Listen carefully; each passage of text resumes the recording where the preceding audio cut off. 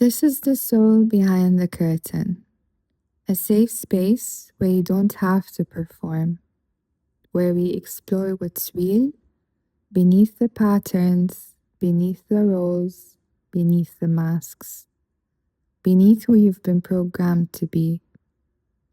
I'm Lulu, and here we shed the layers and learn to accept our truth.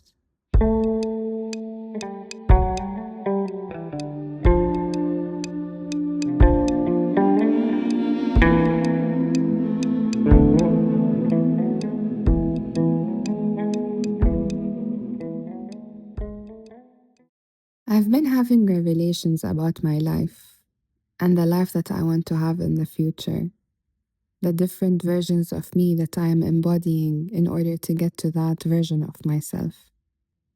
I've been struggling with questions and fears and doubt. But I also have this weird sense of everything is going to work out.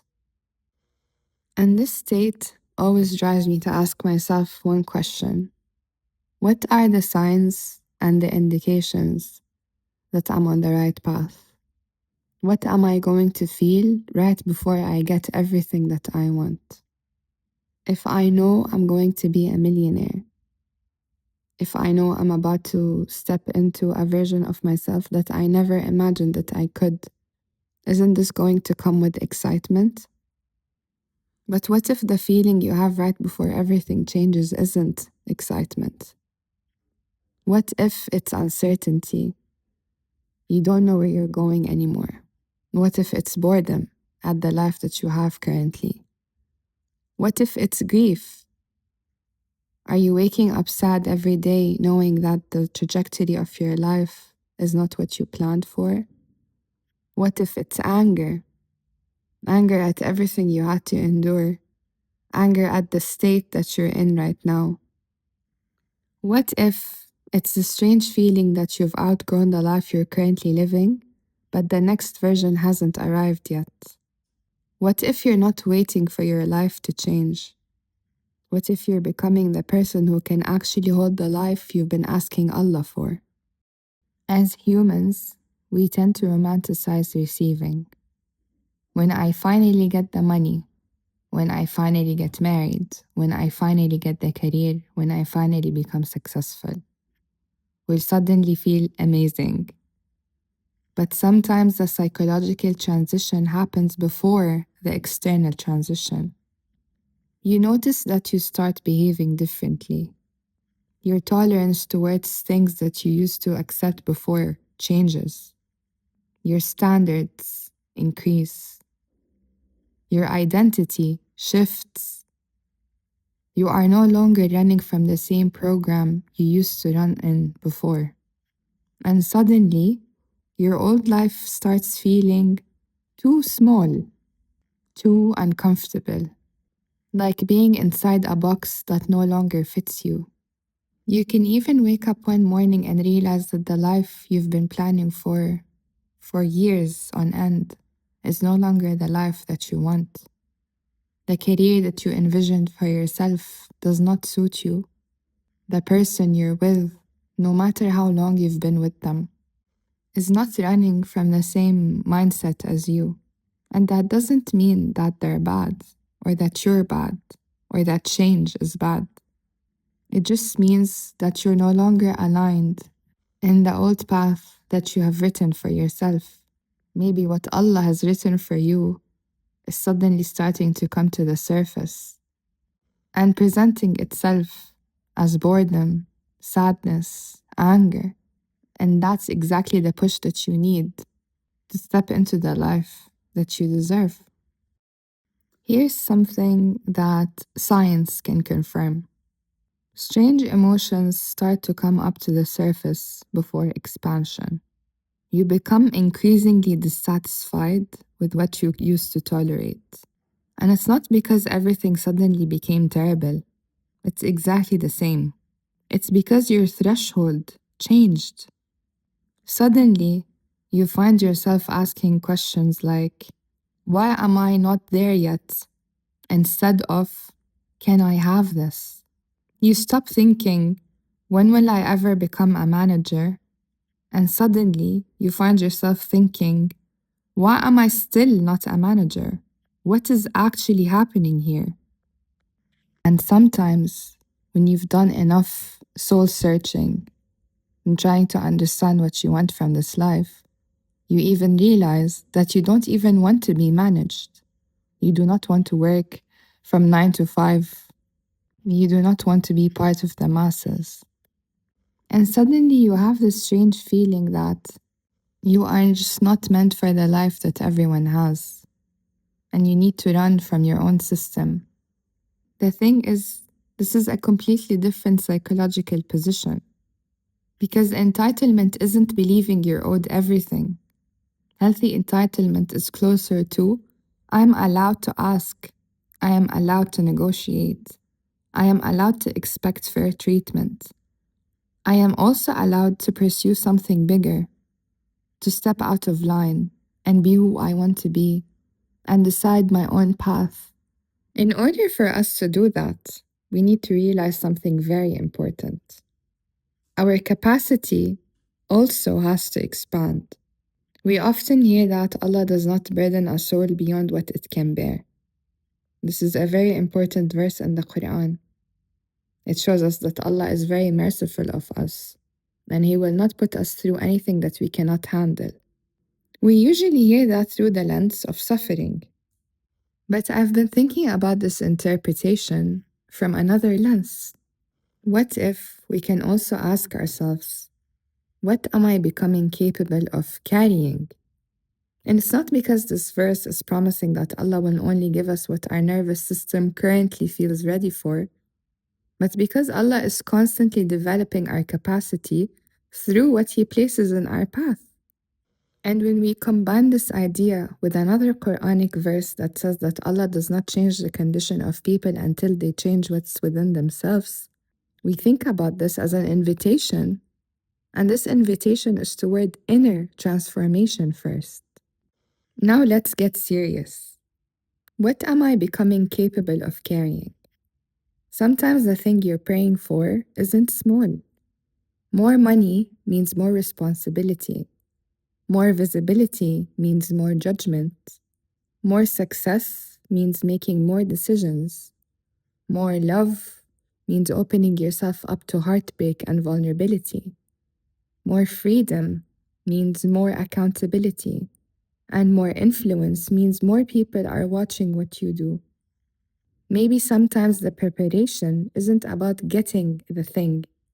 Maybe it's about expanding the person who will receive it. It is very important to understand this. You can't have negative feelings. You can't be expecting being poor forever and then ask for abundance. You can't be full of emotional trauma and ask for a stable and safe partner. You need to change your capacity so you can have the space to have and carry what it is that you need. You must also change your inner patterns. Every human has patterns rooted in their subconscious mind. These things attract the same exact patterns and loops and relationships and faith and money. If a person has a pattern that invites love through sacrifice, through desperation, through humiliation, then this person is destined to forever attract selfish, narcissistic, arrogant, emotional vampires. And this is because their pattern is to give and not receive. If you notice that your life is constantly stuck and repetitive, it means that there's a pattern inside you similar to what you are stuck inside right now. Now take it a step further and look at yourself in the mirror, whether the metaphorical mirror or the physical mirror. Change your inner identity. A person cannot see himself as a victim or someone who is poor and then expect to receive power and status from Allah. A person who is constantly letting their inner critic run the show, someone who keeps speaking to themselves from a place of hatred and insecurity, cannot ask or demand love from external sources because they're not giving it to themselves. Someone who is drowning in scarcity cannot accept abundance. And here's the trick: you don't really need to change anything external. Start from the inside, and Allah is going to grant you the outside change. When you've spent years and years making the same dua, you're not receiving it because this is not meant for you.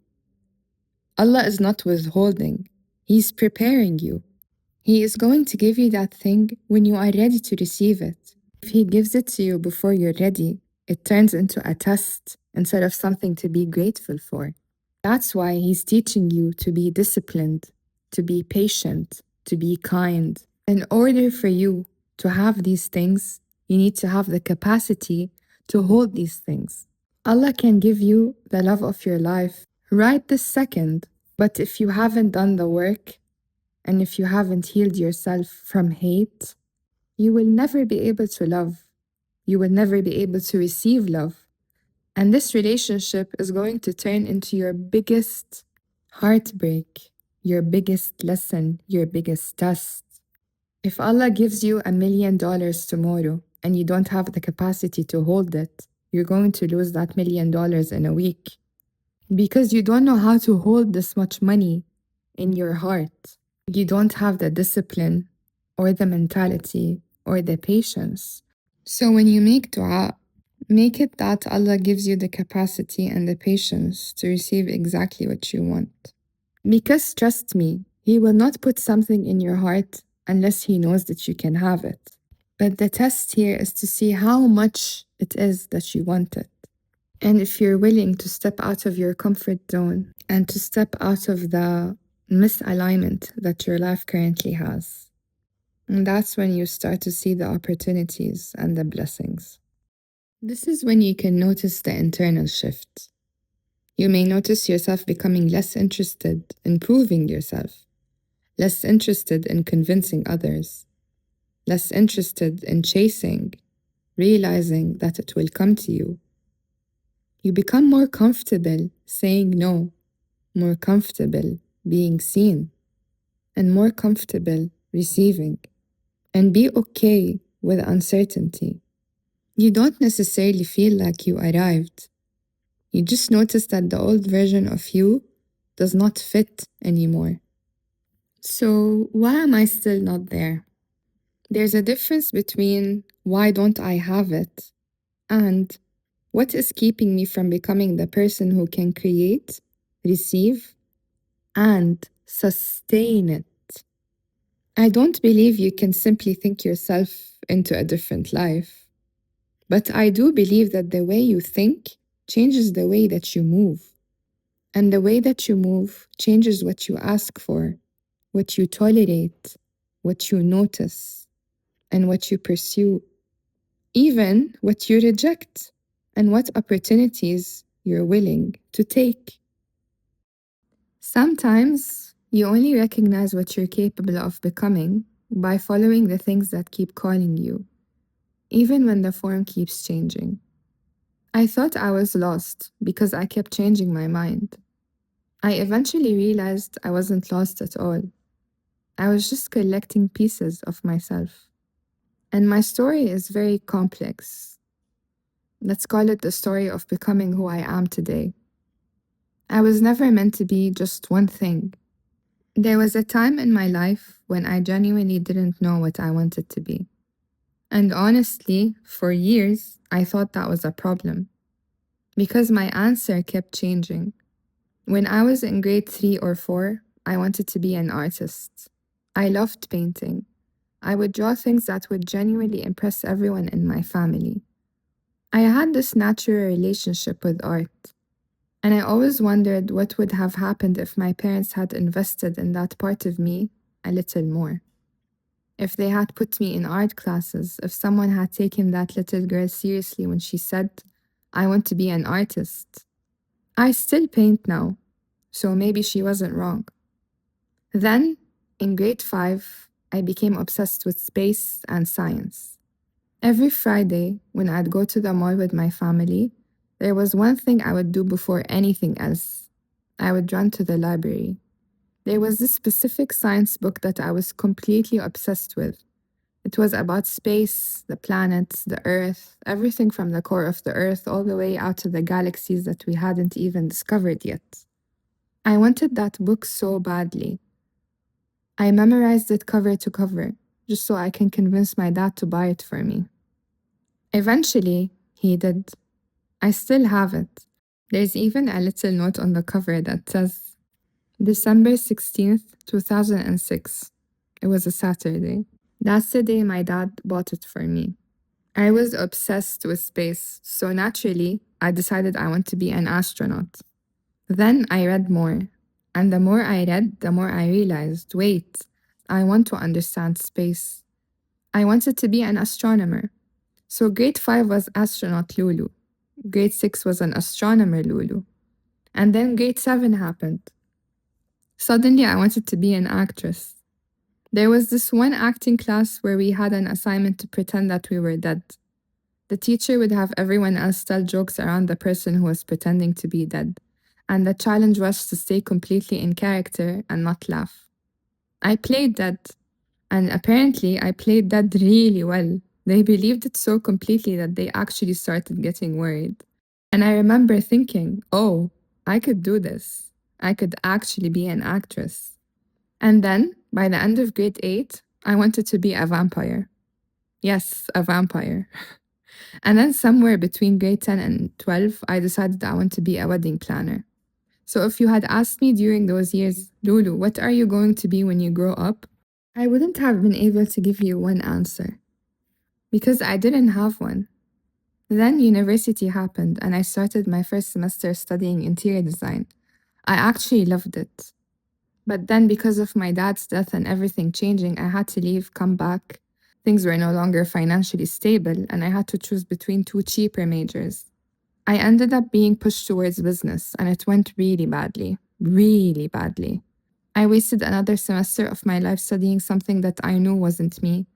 And eventually I started asking myself, what is the common thread here? Because underneath the astronaut, the astronomer, the actress, the artist, the vampire, the wedding planner, and the interior designer, there had to be something. And then I realized there was something I had been doing my entire life. Listening, keeping secrets. I had been keeping secrets since I was a child. Dark secrets, light secrets, heavy secrets. Things about my dad nobody knows. Things about my family. Things about my mom that nobody knows. Things about my friends.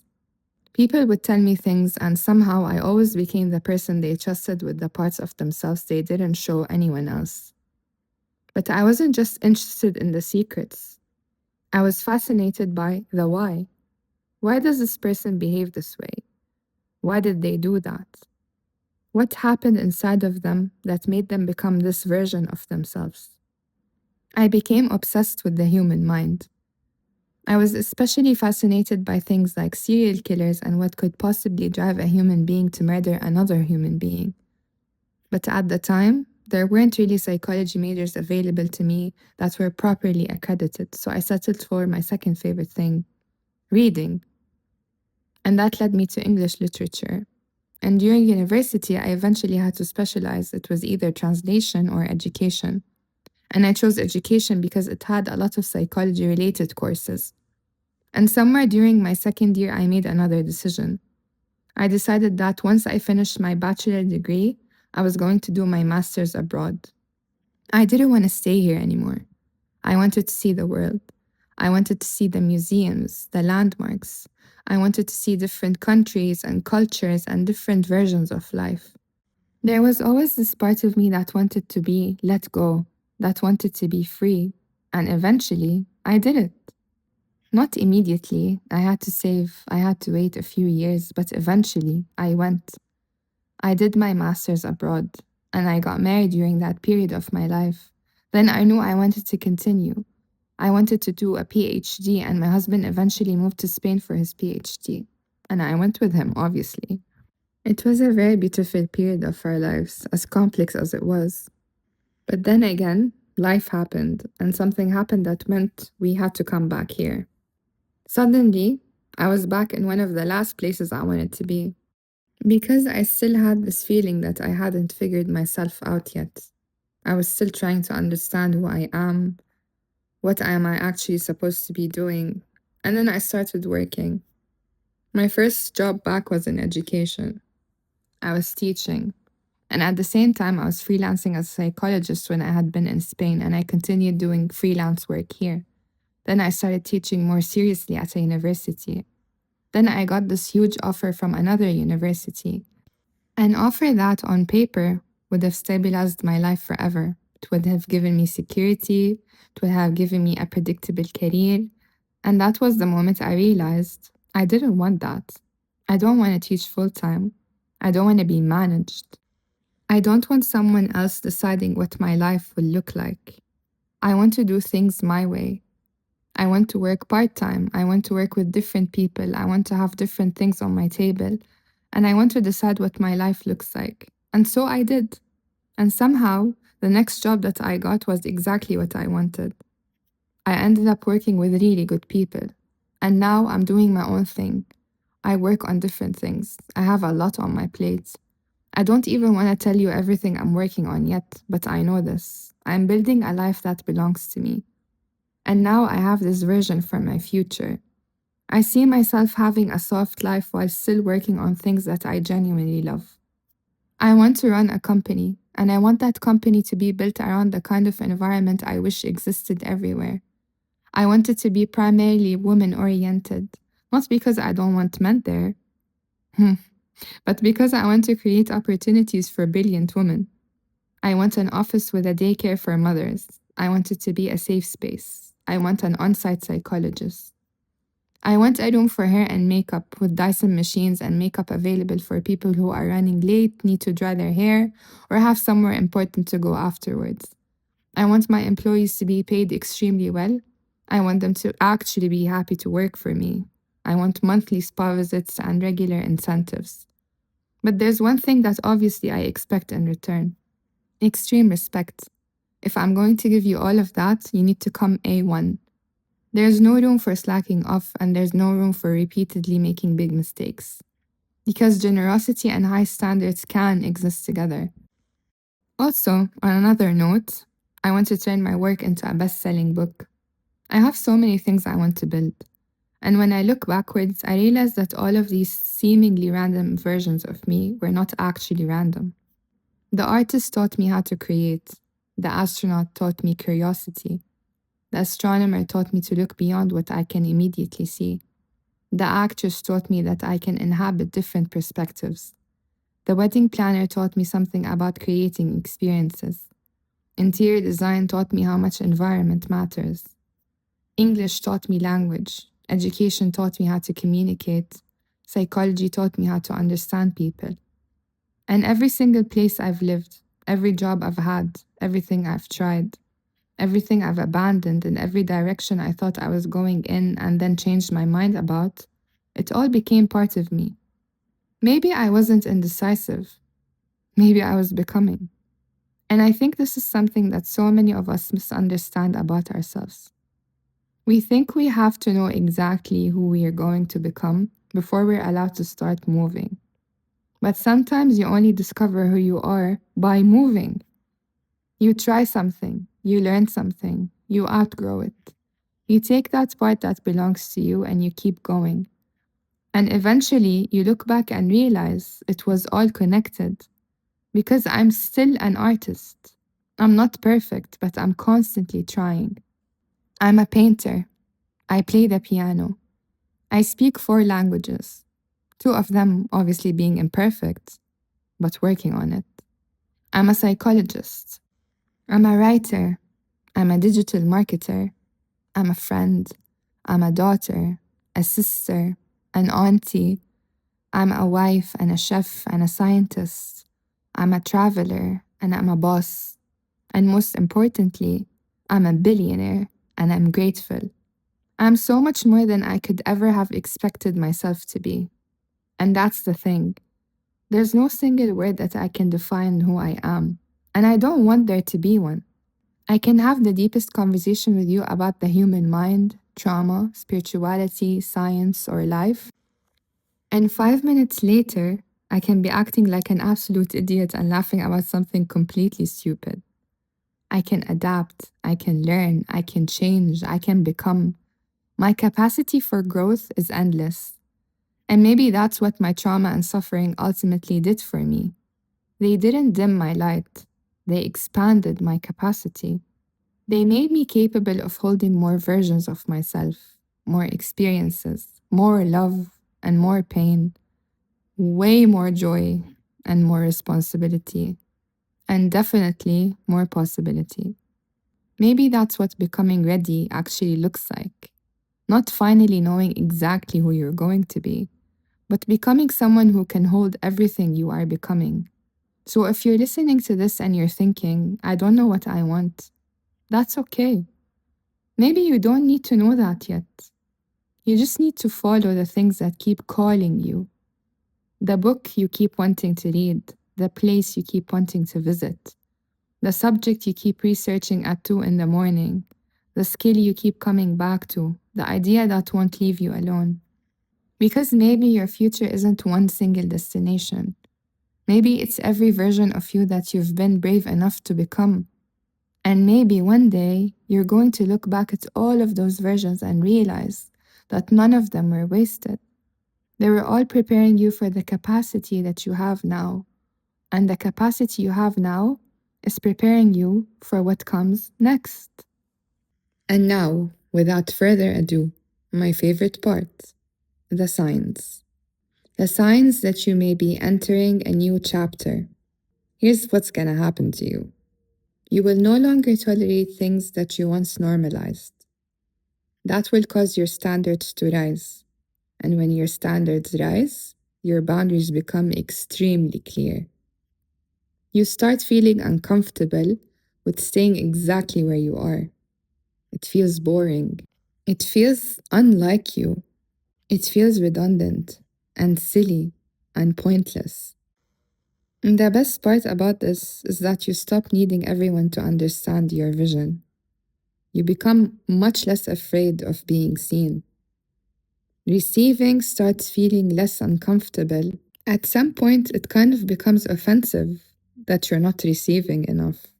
When I say enough, I mean crazy, tremendous, big, massive things. You start asking for things and demanding them instead of waiting to be chosen. You feel more responsible for your choices and accountable for them rather than waiting for the circumstances to change. You take a hard look at yourself and you know that you're not locked in. You experience periods of uncertainty where the old identity starts to dissolve, but the new one isn't fully formed yet. You feel stuck in the limbo. You start noticing opportunities you previously wouldn't have considered. Your life path will change immediately. Don't be surprised if you wake up the next day and your entire life does not suit you anymore. You could literally be a doctor who suddenly decides they want to be a carpenter.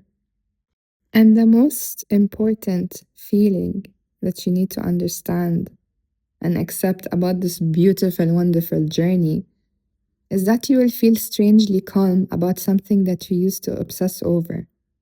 And you will no longer care about the outcome.